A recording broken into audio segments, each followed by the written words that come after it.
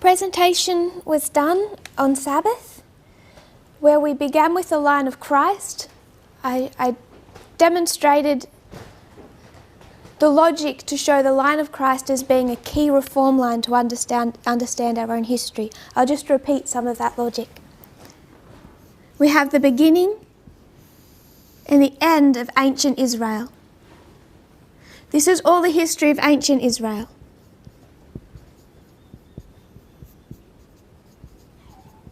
First of all, the history of Moses, which we can plot on a reform line. Then the history of Christ, which we also plot on a reform line. Alpha and Omega, the beginning and the end, all the history of that Alpha glorious land. This is the history of the glorious land. Then we come to modern Israel. Again, God draws out his people. In 1798, you have the reform line of the Millerites, which we plot on a reform line. It is the Alpha history, the beginning. And then we come to the line of the 144,000, the Omega history, the end. Ancient Israel, modern Israel. Alpha glorious land, Omega glorious land. Beginning and the end. We make application of the history of Moses onto our own reform line, as well as the Millerites. But when we construct our reform line in this fashion, ancient Israel, modern Israel, failure, success, then we see that the reform line that most closely illustrates our own is the history of Christ. So we can take Christ's history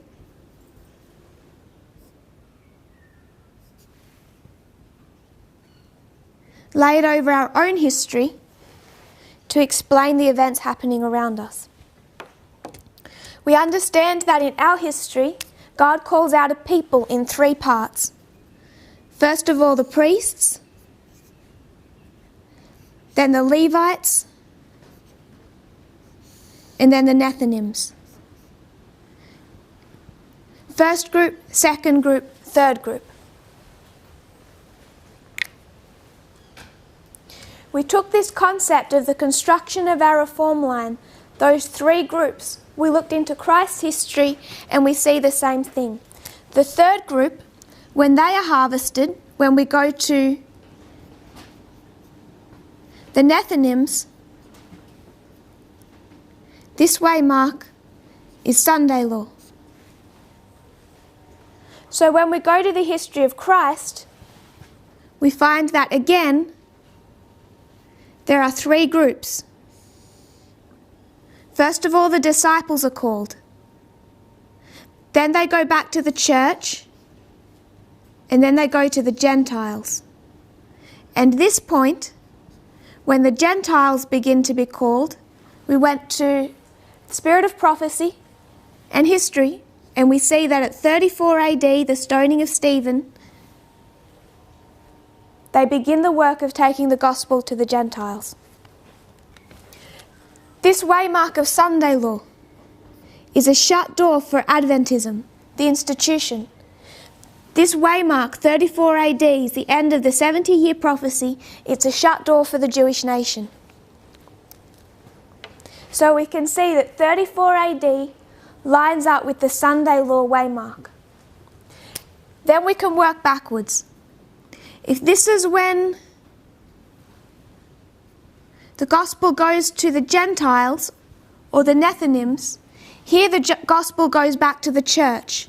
Here it goes to the Levites, here it goes back to the church, and that work begins at Pentecost. So Pentecost becomes Panium, the midnight cry, depending on the line you're considering.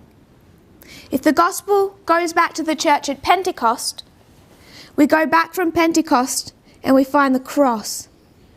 The great test for the first group called, the test for the disciples. You go back from Panium and you come to Raphia. This is 2019.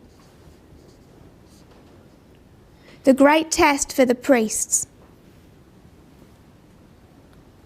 So we've combined our histories. This history of the cross is Raphia is 2019. This waymark of the midnight cry, Panium, is Pentecost. This waymark of 34 AD is a shut door, Sunday law, a shut door. So we went to the history of that first group called, we're considering the disciples. And when we're looking at the history of the disciples, we find it all begins at the time of the end, and then they go through two histories which you can divide up, first under the ministration of John the Baptist, and then the ministration of Jesus. They're under the ministration of Jesus, the second messenger. They come to the history of the cross, and we see them shaken and divided. And we asked the question, are they shaken and divided before the cross or after the cross? And we know from that gospel history that the great rebellion against Christ, the division of his disciples, occurs before the cross, not during and not after.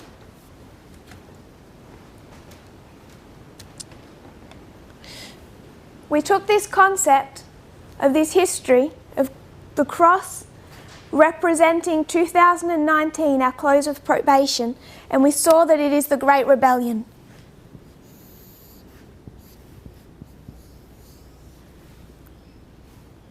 From the ministration of Jesus, which begins in 2014, to the cross, which is 2019. We saw that on this side of the cross there is a shaking, and there is the last great rebellion for this group of people. They are divided over whether or not they accept Jesus for who he is and his message. We took this concept of the last great rebellion and brought it to the first great rebellion in heaven, and then we paralleled those two histories. We went to the great rebellion in heaven, and we saw that at this great rebellion, we're taking it from here, 2014.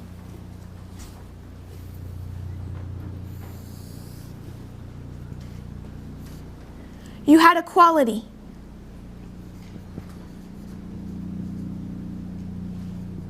Already put into place.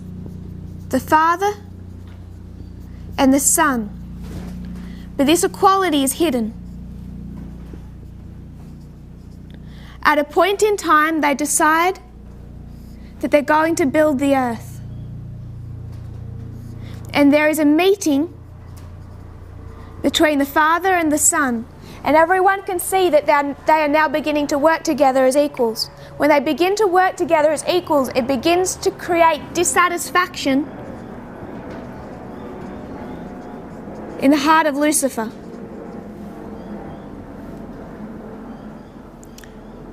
He sees that the two working together are the Father and the Son, and he says, why not myself? Why is Jesus working with the Father when I should be equal with the Father? He already believes that he should be on an equal footing with the Father and brought into all of that planning. Instead, God goes into communion with the Son and they begin planning. It comes to the point where God the Father decides to call all of the angels together and make it official.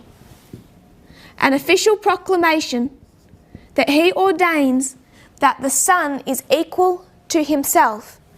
They were equal from the beginning. Ellen White makes that clear. But now he says, you must all recognize the Son as equal in authority with myself. At this point in time, the rebellion already building breaks into the open. Lucifer begins to consult with the angels.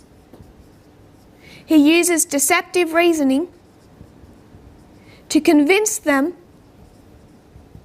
that this government is not fair or righteous, and that he can build a government under himself that will better the angels, give them better freedom. From now, it descends into open warfare between the Father and the Son and Lucifer.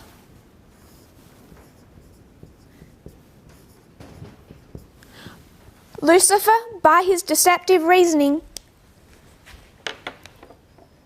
when he condemns God's government, the working together of two equals, begins to bring over to his side the majority of the angels. More and more of them start accepting his logic. But then God begins to answer him. And some of those angels come back to the right side. From 2014, there is equality. There are already, prophetically, two leaders that are equal in this movement.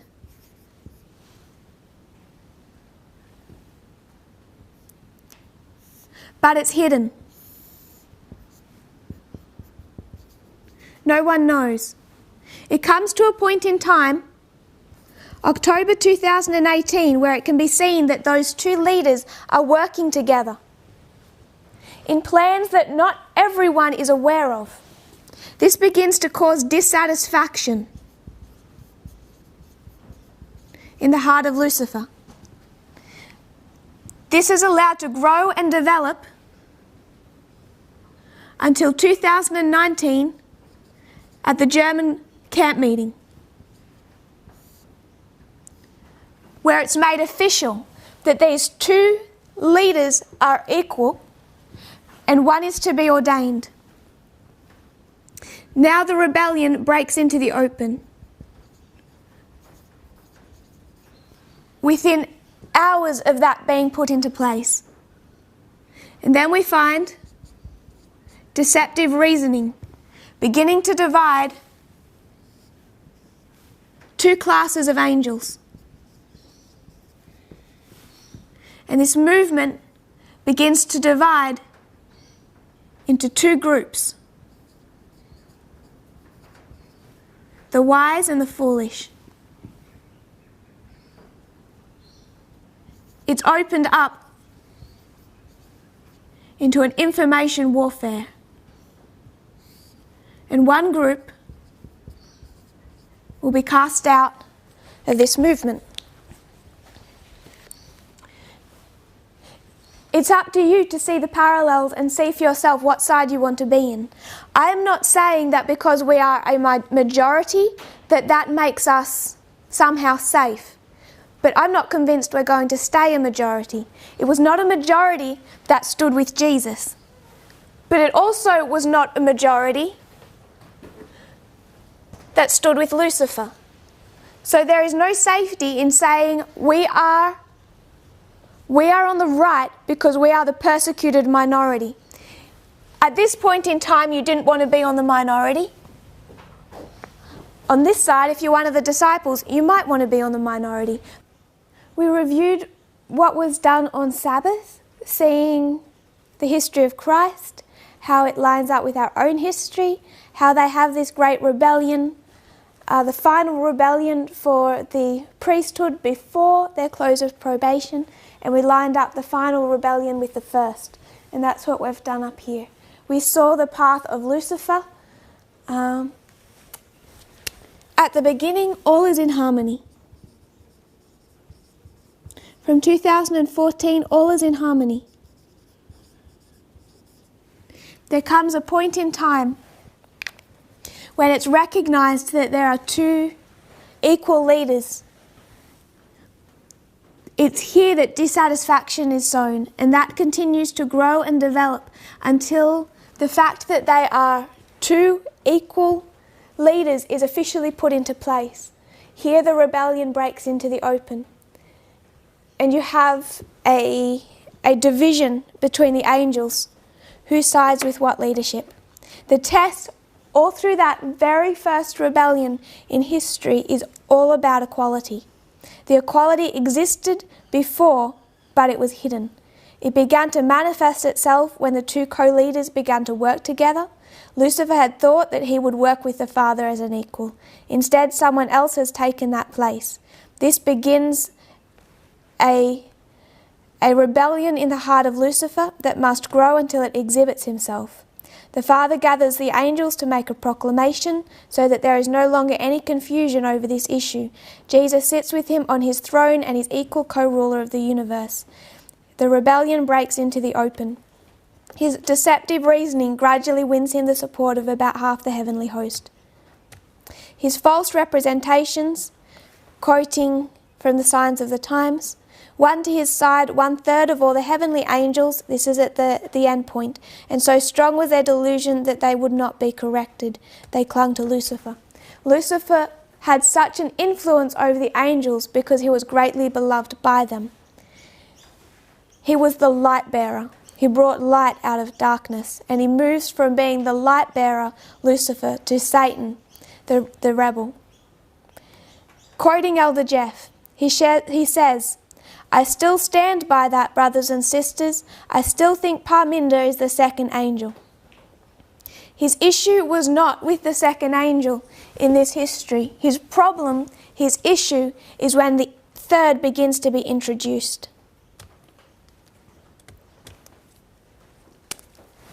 I want to put something in place that we're going to refer to later. And I believe for almost all of you, this will be familiar information. You have the line of the 144,000.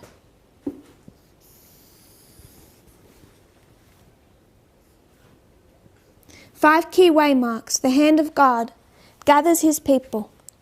1989, 9/11. Sunday law, the midpoint, midnight. Close of probation, second advent. What we came to recognise was that these 5 waymarks bookend 4 histories, and in each of these 4 histories there is a message that is unsealed. Then there is an increase of knowledge, a formalisation, and a test, and a shut door. And then that process begins again. The message is unsealed. Increase of knowledge, formalisation, test. Begins again. Increase of knowledge, formalisation, test. It's a repeating pattern through each of these 4 histories. Elder Jeff has said that he has no problem with this repeating pattern. He said it fits, it is powerful. You could also term these, if we were to focus on this history, Sunday law to close of probation, this would be Boston, Concord, and Exeter. If we take that to the line of the priests,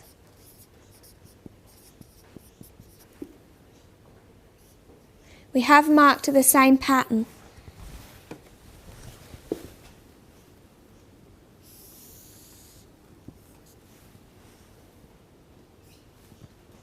(1989), 9/11, 2014, 2019, Panium.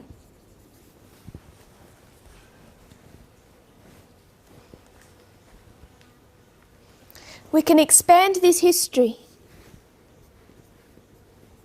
Boston, Concord, Exeter in every dispensation. We can expand this history, each one of these, in the same way. I'll just take ours. We could say 2014, there is a message unsealed.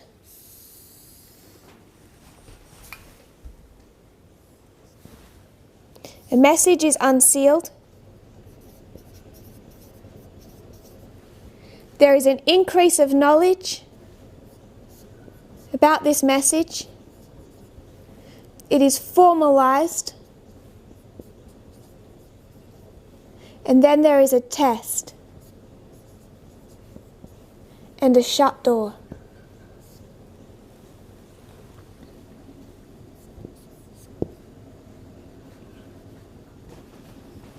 This is the repeating pattern. Some people have an issue with saying that I'm a co-ruler in 2014. Because for those that are aware, I wasn't part of this movement in 2014. I was a nominal Adventist. And they say, therefore, how can she be co-ruler of a movement? Question. This is the time of the end. This is the time of the end. This is the time of the end. Take it back to 1798.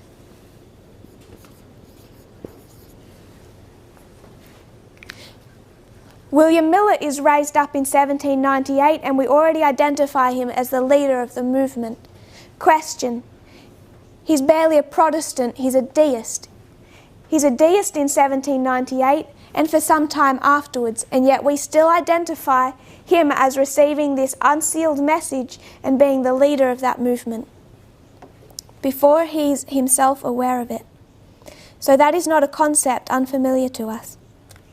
I'm going to leave this on the board and we'll refer to it at a later point in time.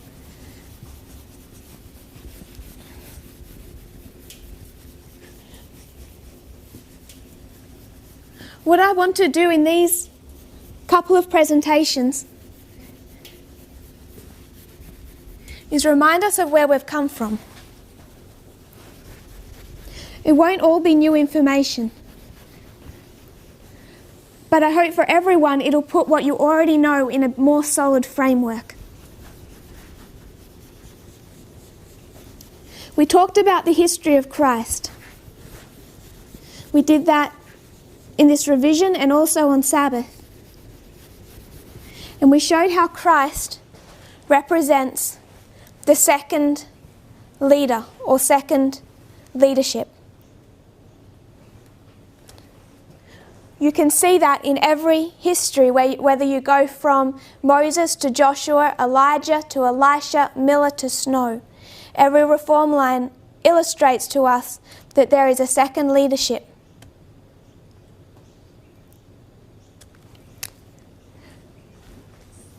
But he represents more than individuals. One of the truths laid out last October was when we construct his reform line, we can make another application and we can see his birth as the time of the end. He develops baptism, 9/11. Then he goes into that's the old application. Birth, 1989. Then for 12 years, he's developing. And then 9/11 at the temple. 12 years and then 18 years. 12 years he's developing as a child. And then he goes into active industry.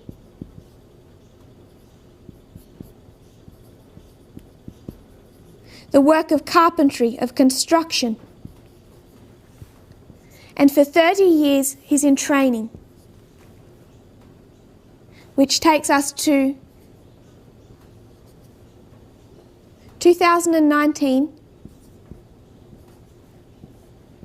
Jesus is 30 years old. He's baptized. And he's been prepared through 30 years, the years a priest was to develop and train, prepared to go into work as a priest. This is the story of the priesthood, as illustrated in the life of Christ. So Jesus, he doesn't just represent leadership, he also represents the whole of the movement. And that's what I want us to focus on today. On Sabbath, we defended the position that there is two co-rulers and that Jesus represents the leadership. we can reinforce that point with multiple reform lines. But I want us today to focus on this point, that Jesus also is representative of the movement itself. I'm going to need the whole of the board. I'll leave that up for a moment. Because of what I want to cover today, we're going to have to write in quite small writing. So I hope everyone can see, if we can zoom the camera for those points. So Christ represents the movement itself. Then when we go to his history and we see we're at the cross, we can go back to Matthew 26, which we referred to in our previous study. And we see false accusers condemning him. To these false accusations, Jesus makes no comeback. But the high priest arose and he challenges him, saying, "Cannot you hear all these false accusations? Tell us who you are." And Jesus responded to the high priest by saying, "You have said, nevertheless I say unto you, hereafter shall ye see the Son of Man sitting on the right hand of power and coming in the clouds of heaven." Quoting Desire of Ages 7:26. Standing behind Pilate, in view of all in the court, Christ heard the abuse, but to all the false charges against him, he answered not a word. The moral attacks and the mudslinging we have no response to. We're to rest on the prophecy. But Jesus, as representing the movement, gave a response to that accusation. To the appeal of Caiaphas, Christ could not remain silent. There was a time to be silent and a time to speak. His own relation to the Father had been called into question, and he must plainly declare his character and his mission. This is not just true on an individual leadership level. What I want us to see is that Jesus represents the movement. And it's the movement and God's leading of it that I want to defend. So we're going to walk through history. We're going to walk through this dispensation of 2014 to 2019. 2014, a message is unsealed. In 2016, there's an increase of knowledge.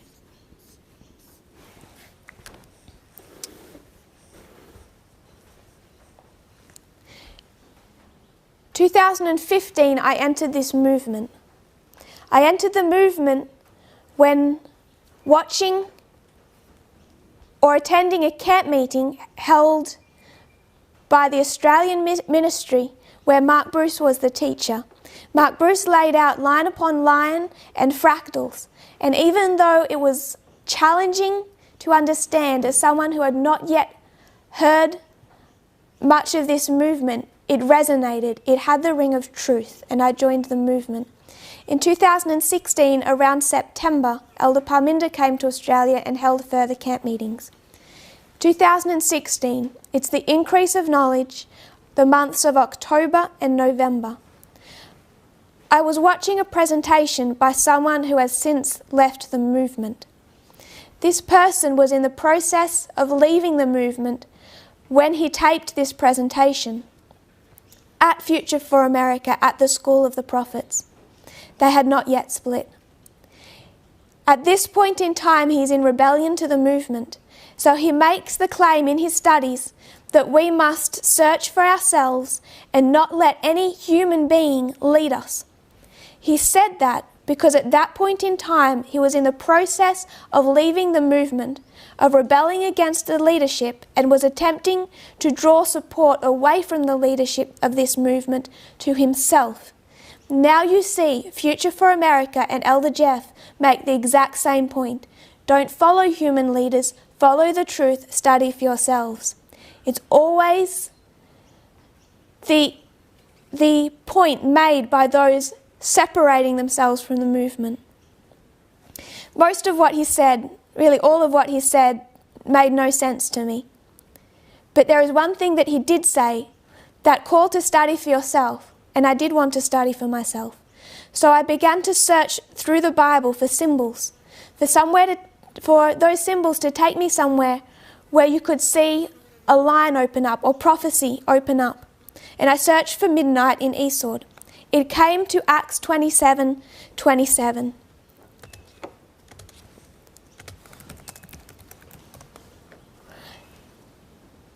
But when the 14th night was come, as we were driven up and down in Adria about midnight, the shipmen deemed that they drew near to some country. It's October, November 2016, and Acts 27 begins to open up. Symbols started to emerge all through the chapter of Acts 27 and the surrounding chapters. So the first light that opened up was 2016, and it was a study of Acts 27.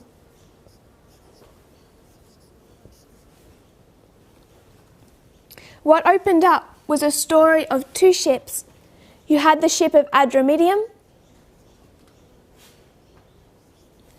and the ship of Alexandria. The ship of Adramyttium abode in death. You could begin it from 1989, 9/11, Padium or the midnight cry, to Sunday law or the shut door. That'll be familiar language to those who are aware of our studies on the fifth line, that Sunday law is a close of probation for the institutions, and in that line, Panium becomes the midnight cry. The ship of Alexandria took us from 1798 through to Sunday law. Shipwreck.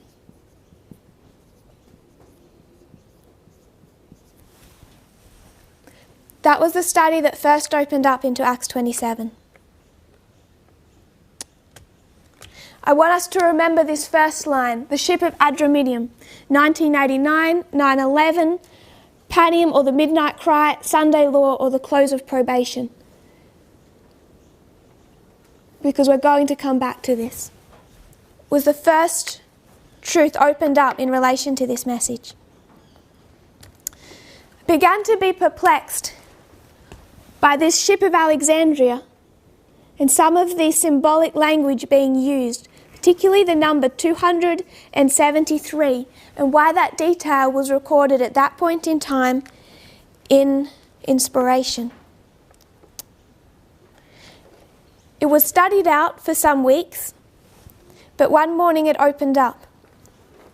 I'll quote a couple of familiar passages. Rome's defeat of Pyrrhus was a clear declaration to the rest of the ancient Mediterranean world that the Romans had arrived on the world scene of warfare and power politics, and recognition of this fact was no long time in coming. In 273 BC, Egypt and Rome come into union.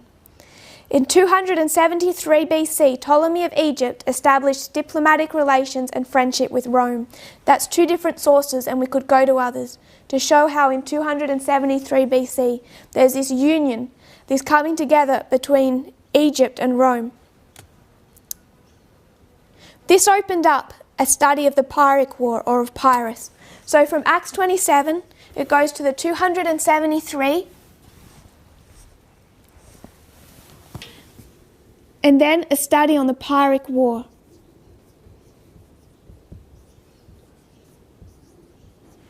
This study of the Pyrrhic War begins to show a history where there is war between the king of the north and the king of the south. I began to recognize that this war had parallels with our own reform line. It's the history of 285 to 272, overlaid with our own history of 1989 to Sunday law. All of this had opened up, although not yet. The studies continued to be developed, but they all opened up in the final months of 2016.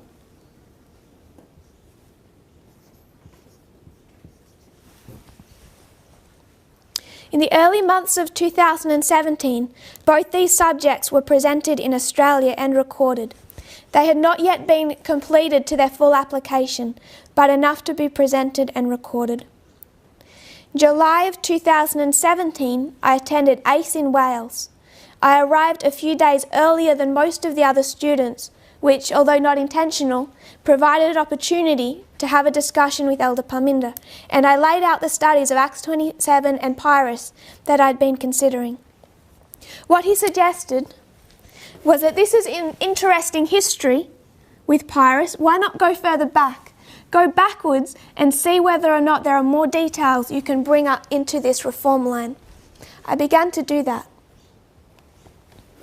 What then began to open up was that first history, that there is, when it comes to the history of Pyrrhus, an Alpha in Macedonia and an Omega in Italy. That there is an Alpha and an Omega history.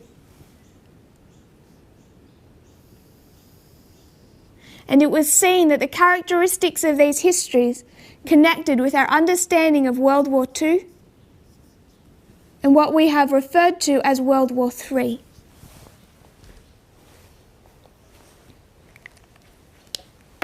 So first of all, Acts 27, last final months of 2016. Next, the line of Italy, overlaid with our own reform line. And then after that, the history of Macedonia and World War II.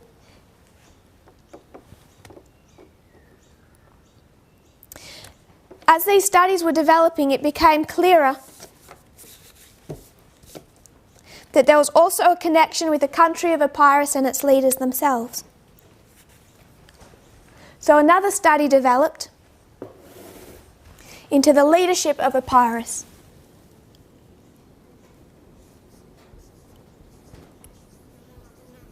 And it was recognized that when you plotted the leaders of Epirus on a reform line, you could see that from the first, Admetus, all the way to Pyrrhus, it formed a particular pattern. Co-rulership, and he returns. And then when you bring that to the king of the south in our day, it followed the same pattern. And end from beginning, we were able to see that not only did Pyrrhus represent Vladimir Putin, now it became much more strongly defendable, but also, going back to the beginning, you could connect Putin to Stalin. Alpha and Omega, first and the last, Admetus, Pyrrhus, Stalin and Putin. And when you understood them in that fashion, we understood that Stalin, in the history of World War II, typified Vladimir Putin. Now what we can do, through understanding the leadership of these countries, is cut the line and combine the Alpha and the Omega histories.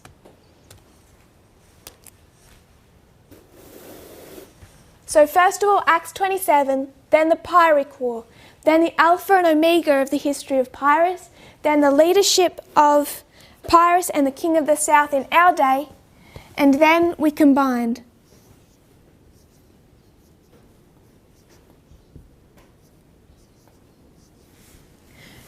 We cut our line here and we saw Alpha, Macedonia, Omega, Italy. Alpha, World War II, Omega, World War III, or our own reform line.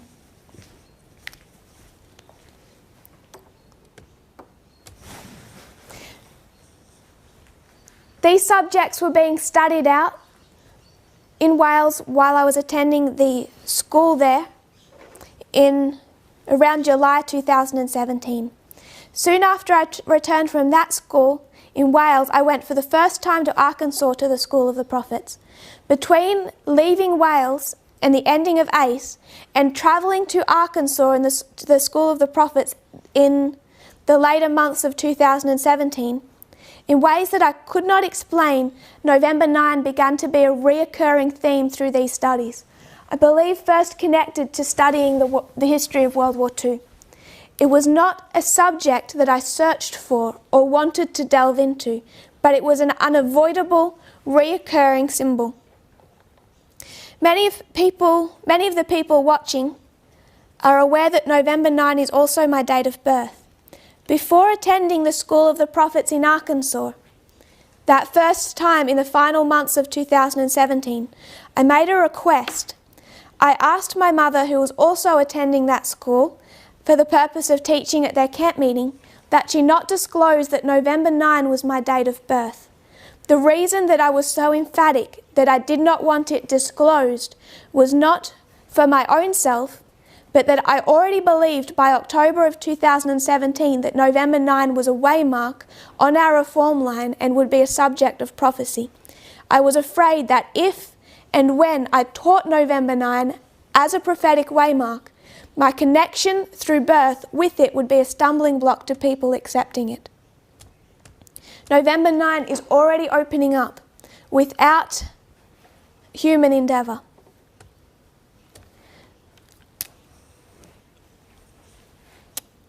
In that first school, I believe Acts 27 was actually taught. The combination of the lines. This is the only subject where I remember the day. Through this history, I was studying World War II. And as I was studying it, I think a couple of people started to refer to the book Hitler's Pope. And I became interested on that, and my mother bought me that book, Hitler's Pope. Through that story, it began to become apparent that there was a great deal of prophetic information that was teaching us about the role of the papacy in that history of World War II. And connected to that, it talked about the history of Fatima. As it talked about Fatima, I became interested in the symbols employed in that history. It was November 11, 2017, when Fatima was understood to be placed on a reform line.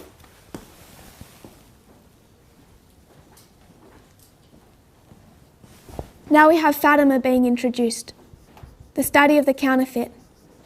It was recognised that in this history of Fatima, you have a counterfeit reform line with all of the waymarks and symbology that we would expect to find on our own. From the time of the end to 3 messages to a final visible test.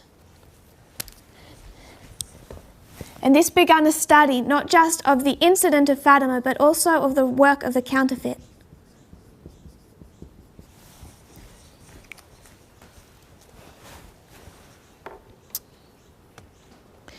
Putting the counterfeit to one side, World War II is still being studied. As we're studying the history of World War II, we see that it connects to 2016, and the question is, how are they fighting? We're already at this point in time in the history of, I believe now this is the first months of 2018, around January 2018. And the question is asked, if 2016 is a battle and the beginning of World War II, how are they fighting?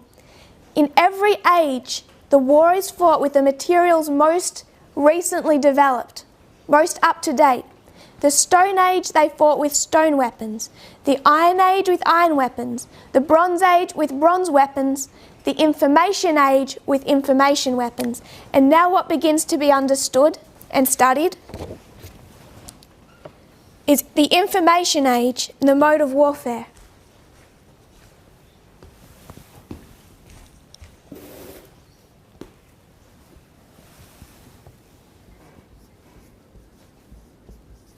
To understand the warfare in our history, we construct a reform line and start building a story. We're now in the Information Age. The Big Bang of the Information Age was 1989 and the invention of the World Wide Web. But I want to make a point. I didn't start by teaching this history from 1989.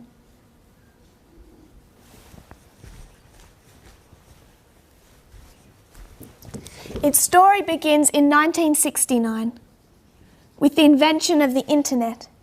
Then you can connect it to 1979.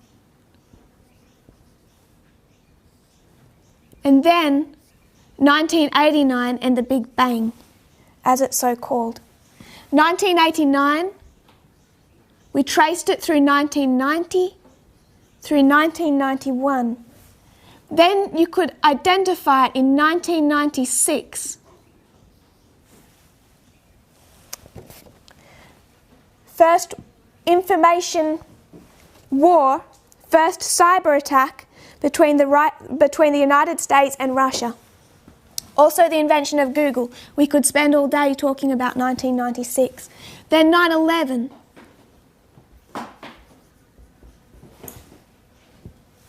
(2004), 2012, 2014,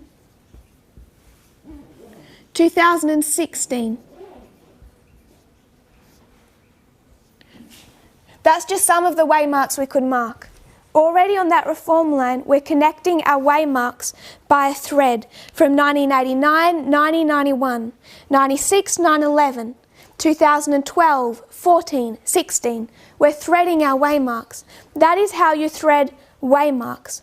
How you do not connect waymarks is by drawing a line saying 1996 was Hillary Clinton, 2016 was Hillary Clinton. We think she did something wrong in 1996, so we're going to thread waymarks by not considering the time of the end for any dispensation, but beginning it at a formalization, starting a thread, thinking that we can skip all of the other waymarks and somehow connect it to 2016. If someone thinks that is how we employ the methodology of building a story and connecting waymarks, they have not understood the methodology. I want to spend one moment talking about that attempt. 1996, what has been brought up in Elder Jeff studies is the Whitewater scandal. Look up a name, David Bossy. In 2016, David Bossy became connected to the Trump campaign.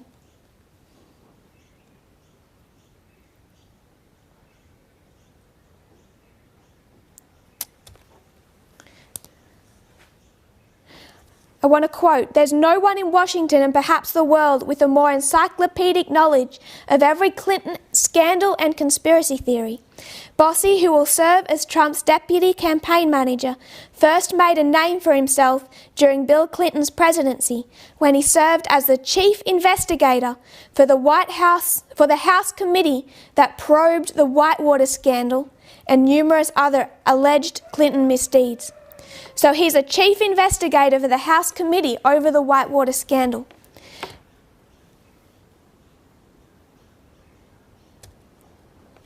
I'm quoting now from an interview in 2016. He's being interviewed by Fox News.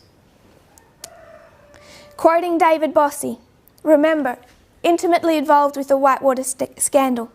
He says, "There is a vast..." Sorry, this isn't 2016, this is in Obama's history. David Bossy says, "There is a vast left-wing conspiracy that has been going on since the president won this election." David Bossy said while speaking with host Chris Wallace on Fox News Sunday. I'll just check the date. No, this is Donald Trump, 2018. November 2018. David Bossy says there's a vast left-wing conspiracy that has been going on since Trump won the presidential election, all through the transition and during his first 2 years. A vast left-wing conspiracy.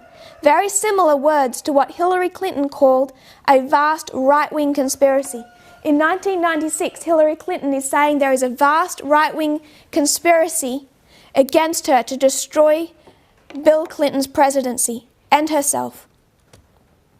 Chris Wallace, host of Fox News, interjected to say that Clinton's claims of a vast right-wing conspiracy in this history didn't turn out to be actually true. David Bossy responded by saying, no, there was a conspiracy, it was true. Chris, there was an effort by the conservative movement to undermine President Bill Clinton. What he's just acknowledged is that there is a vast right-wing conspiracy to undermine a Clinton in 1996. So if you want to connect threads, then this is not an independent thought to what we have already discussed when discussing the information age and the work of the vast right-wing conspiracy theory machine that we've already identified as fully up and operational in 2016. So this is not being ignored.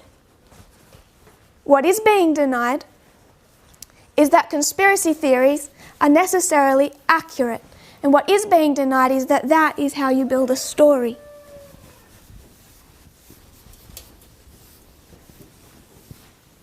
You can't afford to drop threads. And that was the study of the information age. Connected to the study of the information age,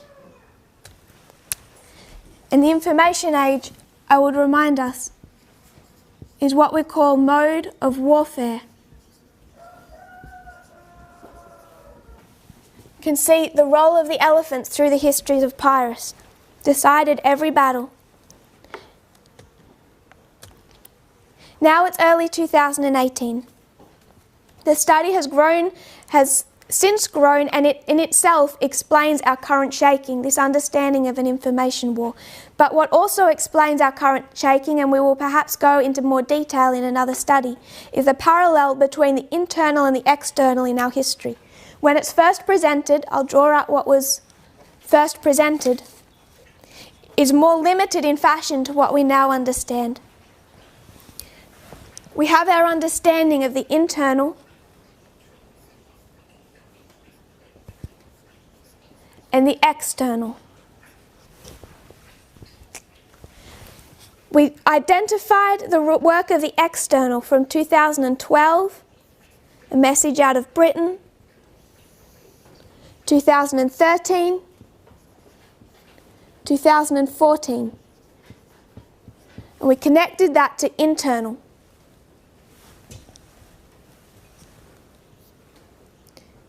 12, 13, and 14. What I want us to remember, if you've watched later studies since October last year, is that this can be developed. Much more information can be added onto this study to show the internal and the external and how they have related, particularly since 2009 to 19. It's a 10-year history where you can line up the external to explain the internal. 2012, a message comes out of Britain and enters the United States.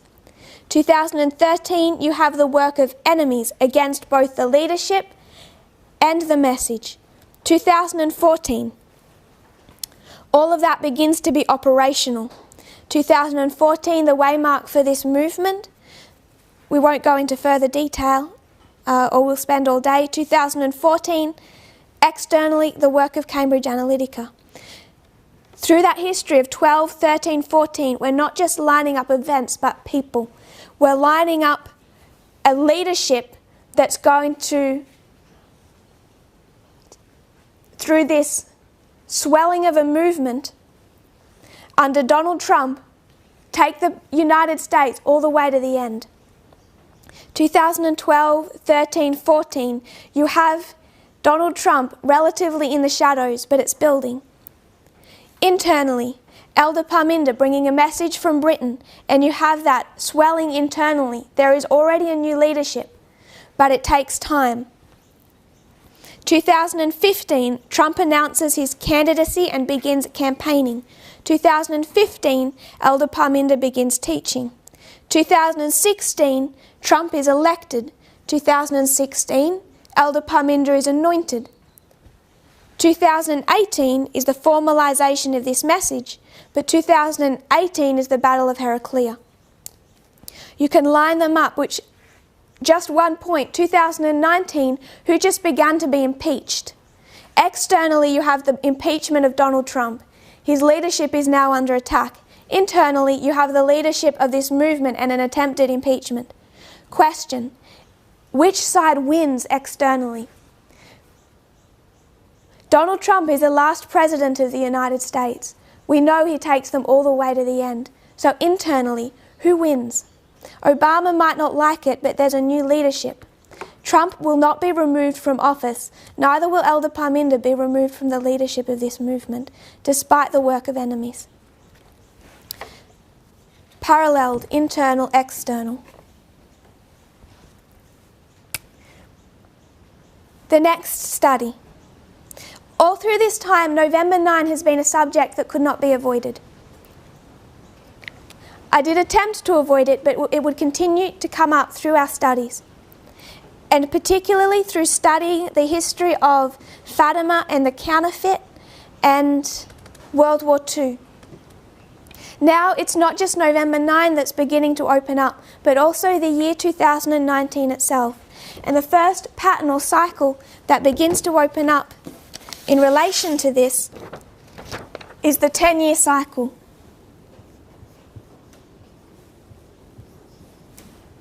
Observing that in our history, beginning in 1789, you can mark a pattern of 10 years.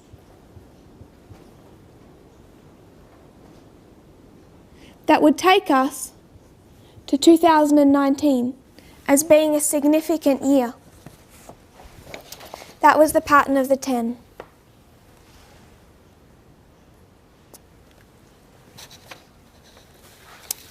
When this subject in 2019 began to open up, I began looking at the French Revolution and observed that in 1799, again it connects to the pattern of the 10, there was the rise of Napoleon. And it drew my attention that he becomes a dictator in 1799, but also November 9. Now the two studies are connecting, the study into 2019 and this repeating November 9 story. They connect. And now an intelligent study begins into November 9, 2019.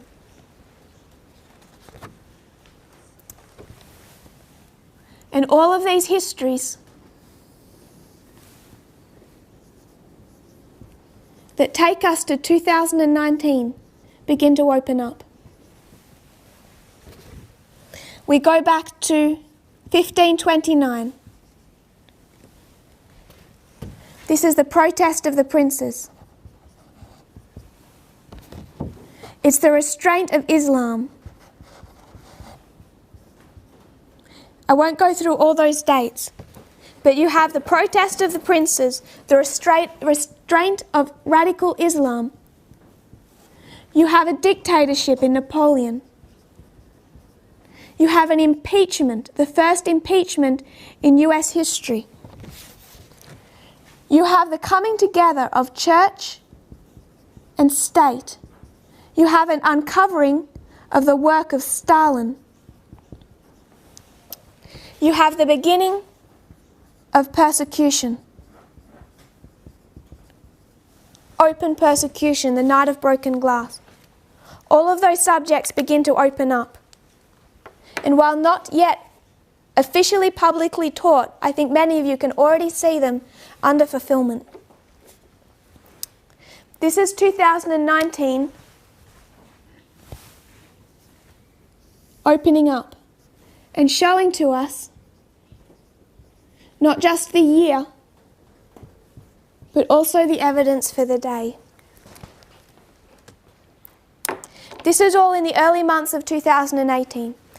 Around the time of May 2018, there was a school held in Australia. Elder Parminder was our teacher, and this gave us a real opportunity to sit down and discuss what I had been studying. In these studies, we took the time to review all of these different lines that were opening up. But at this point in time, while I identified 2019 as a waymark, I did not know exactly what that waymark was supposed to represent. So I attributed to 2019 the same understanding that had been swelling in the movement, this concept of a PBM. And it was my understanding that 2019 must be PBM, because that's what all I heard people discuss. we're going to close in prayer, and I want to have a short break, and then we're going to come back and I'll finish that story. So we'll just have a short break. If you kneel with me, we'll close in prayer. Dear Father in heaven, thank you for our blessings. I pray, Lord, that you'll be with us as we review your leading over these last years. Lord, we know that many of these things are now under question, under direct attack. I pray, Lord, that your people will trust in your leading. Bless this study, I pray, in Jesus' name. Amen.